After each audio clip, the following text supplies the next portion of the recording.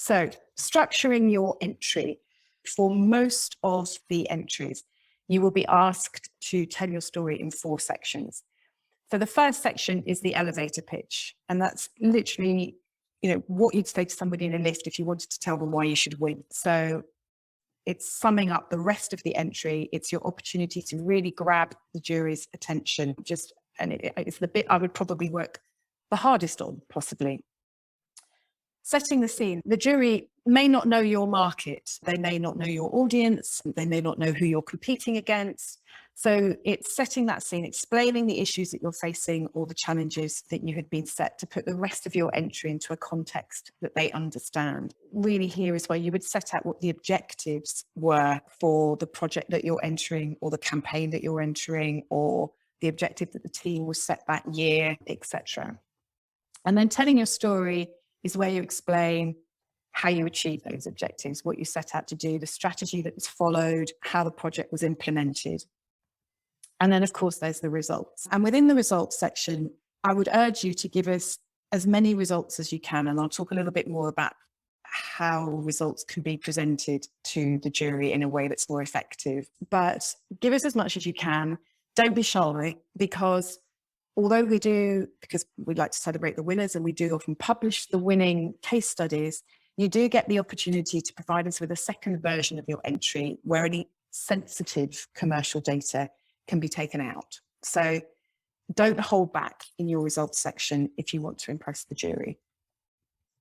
Now, the exceptions to that structure, there are just a few categories which are slightly different. So in the media tech partner and the employer excellence category, you'll just be asked to do that very important elevator pitch, tell your story, give us the results, but there's no scene setting required.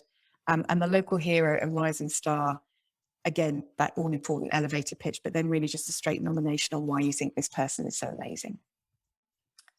First top tip, we have an entry template available for every category. So if you go to the website and you go to the categories page and you read the category description, you can there download an entry template. And this works so that you can draft your entry and share it with your colleagues, get sign off, make sure it all makes sense, that you haven't missed anything. And it has also reminders of what the judges are looking for from every section of your written entry. And those are, specific to that category. So worth using the entry template. And the other reason to use it is just to make sure that you've prepared your entry and that you've stuck to the word count. That entry template isn't something that you then send in to us. You then need to go to the entry platform, but you can simply cut and paste the text from the template into the entry platform then. So it's a very good drafting tool and it's available for every category.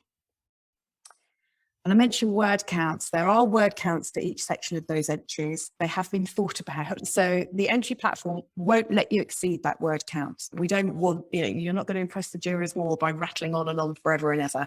So you can't go over the word count. But if when you look at it, you haven't used up the word count, you probably haven't told us enough. So another reason to use the template, check your word counts, share it with your colleagues, see what you've missed, see if you've told the most convincing story. Now, in terms of, how to tell your story, the thing to remember, obviously, is that the judges are reading a lot of entries. So even at the online judging stage, they'll be judging, usually, depending on the number of entries in the categories, but 4 or 5 categories, they'll be spending about 6 hours judging online. So you really do want to stand out from the crowd, obviously, and it's easy to say, but the way to do that is to be quite precise and to be quite engaging. And think about it as telling your story. Try not to lead with dry facts. Try to be engaging and build some emotion in there. And I tell you, that works. And we actually, on some categories, particularly last year, I think, because of COVID and because some of the stories were, really about achieving against odds or doing it with very small teams or, the isolation of doing it from home, we've actually had the jury cry a little bit sometimes. I mean, I'm not suggesting that you overplay the emotion, but engaging stories will grab their attention. So think of your entry as a piece of content in itself. Lists of facts, bullet-pointed lists of facts or achievements don't really engage as much as something that's told like a story. And again, be proud. Obviously be proud. You're proud of the work you've done and that's where you're entering. But don't rely on empty superlatives to convince the jury. They'll see through it. I now can't think of a single example of an empty superlative, but it's a truly tremendous result. I can't think of anything. You don't use empty words when you're talking about how well you did a job.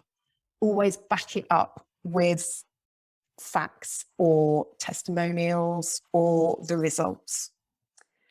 And one of the key things to remember is I ran through the jury earlier. We have advertisers on the jury who are, most of them are heads of media. Some of them are more heads of marketing, and they might not be up with all of the jargon that is used in digital publishing, particularly on the technical side. So don't use too much jargon.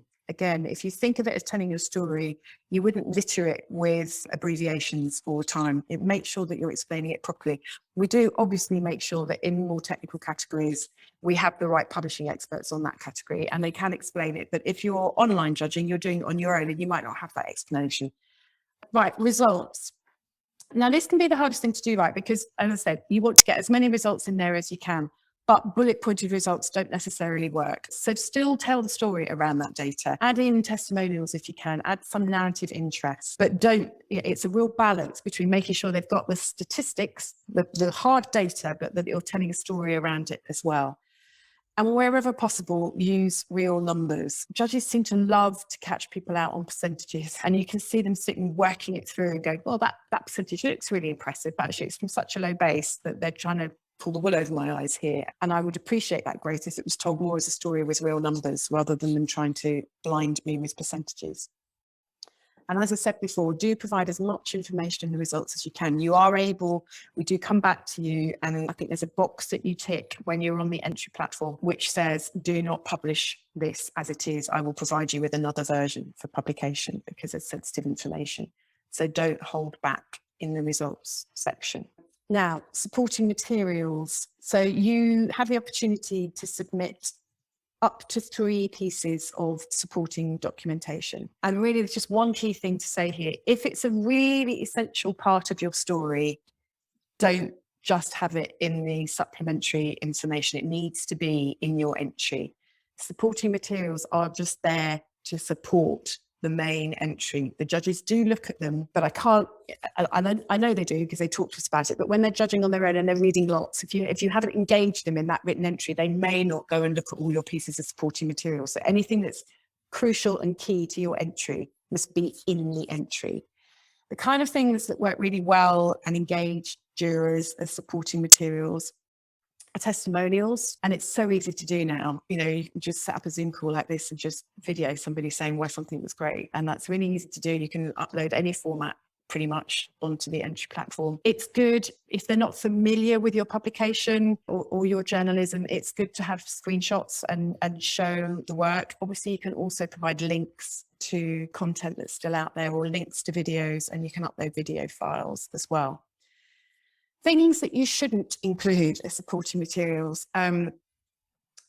Where do we see the worst of these? Probably in best use of data or insight project, research insight project, but across other things as well. They are not going to look at a really long PowerPoint presentation. They're not going to look at PDFs with multiple pages in it. They just simply don't have time to read that. So it's not worth uploading that as a supporting piece of material. Okay, well, this looks like it was all very straightforward for everybody. I mean, finally, don't leave it too late. We have an entry deadline. We do have to stick to that entry deadline. The jurors have to get through a lot of work. So make sure that you have started early, that you've shared it on the entry template, and that you don't leave anything to the last minute. Feel free to get in touch. Just email Rachel on the awards@ukaop.org email address. And if she can't answer, she'll send it to me. And we're very happy to answer specific questions about categories. Or if you say, even if you tell us specifically what your project is and you don't know where to enter it. And other than that, good luck. We look forward to reading them.